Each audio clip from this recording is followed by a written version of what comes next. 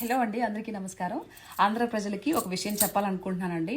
నిన్న రోజా గారు ఏదైతే ప్రెస్ మీట్లో తిరుపతి దేవస్థానంలో జరిగినటువంటి లడ్డు ఎలాంటి కల్తీ లేదు, ఈ చంద్రబాబు నాయుడు గారు అండ్ ఈ పవన్ కళ్యాణ్ గారు కావాలని ఇది చేశారు, కాబట్టి శ్రీవారి భక్తులకి వీళ్ళు క్షమాపణ చెప్పాలి, వీళ్ళకి సిగ్గు లేదు అనే ఇదిలో మాట్లాడుతుంది.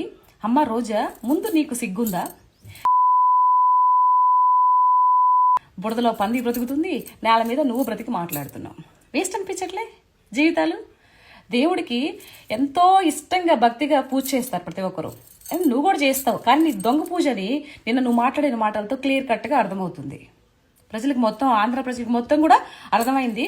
2029లో మీరు ఏదైతే ఎలక్షన్స్కి అప్పుడు వెళ్తారు కదా, ప్రచారానికి వెళ్తారు కదా, నిజంగా ఎస్పెషల్లీ నిన్ను, నీ అండ్ కో టీంని, జగన్మోహన్ రెడ్డి గారిని, ఎవరినైతే అందరు ఉన్నారో మీ పార్టీ నాయకుల్ని ప్రజలు చీపుర్లతో చాటలు తీసుకు రెడీగా ఉన్నారు కొట్టి తన్ని తరమడానికి.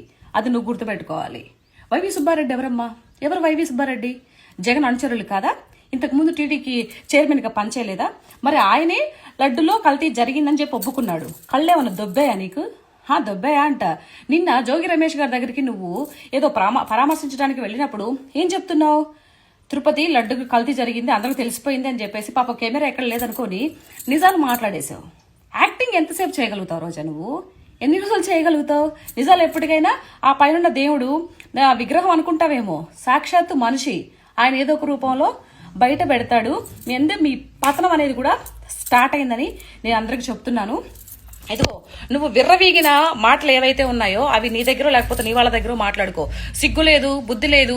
పవన్ కళ్యాణ్ గారి గురించి కానీ లేదు బాబు గారి గురించి కానీ మాట్లాడితే దవడ పగిలిపోయిద్దని నీకు ఈ విధంగా చెప్తున్నాను. ఇంతమంది ఎంతో ఇదిగా కొలిసే లడ్డులో కల్తీ జరిగితే దాన్ని నువ్వు మాట్లాడకుండా నీ వాళ్ళ కోసం దొత్తుగా పనిచేస్తూ వెనకోసుకొచ్చి మాట్లాడుతున్నావు చూడు. నీకు సిగ్గు లేదు. సిగ్గుండాలి. మనిషి బ్రతికితే కొంచెమైనా మనం దేనికోసం బ్రతుకుతున్నావా, ఎలా బ్రతుకుతున్నావా, ఏంటి అని చెప్పేది కొంచెం మైండ్లో ఆలోచించాలి. నీకు సిగ్గు సరం ఏమి లేవు కాబట్టే వదిలేసి నీచమైన రాజకీయాలు చేసి ఈరోజు నువ్వు మాట్లాడుతున్నావు. సిగ్గు తెలుసుకో. నీ పతనం ఆల్రెడీ స్టార్ట్ అయిపోయింది, చూపిస్తాడు భగవంతుడు. ఓకే, సో ప్రజలు కూడా బాగా అర్థమైపోయింది నీ గురించి ఏంటనేది. నిన్న మాట్లాడిన మాటలు క్లియర్ కట్గా అర్థమైపోయి రేపు నీ కోసం ప్రచారం కోసం పోతే ఎక్కడికో వెళ్తావు కదా, నగరియో ఏ నియోజకవర్గం కూడా తెలియదు నీకు ఆయన జగన్ గారు. కాబట్టి వాళ్ళు చీపుర్లు చాటలు అని రెడీగా పెట్టుకున్నారు. కోడితే దిమ్మ తిరిగిపోవాలి నీకు. అది దేవుడితో పెట్టుకున్నారు కదా, అందరికి దిమ్మ తిరిగిపోయింది. 3D పిక్చర్ కనిపిస్తుంది. ఓకే, సో నమో వెంకటేశ, జై Shriram. Thank you so much.